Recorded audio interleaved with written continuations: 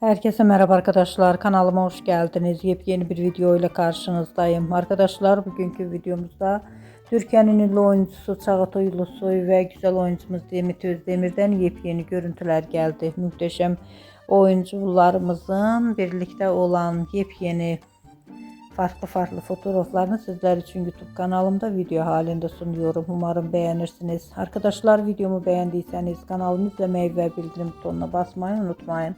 Şimdilik benden bu kadar olsun. Yeni videomuzda görüşmek üzere. Hoşça kalın.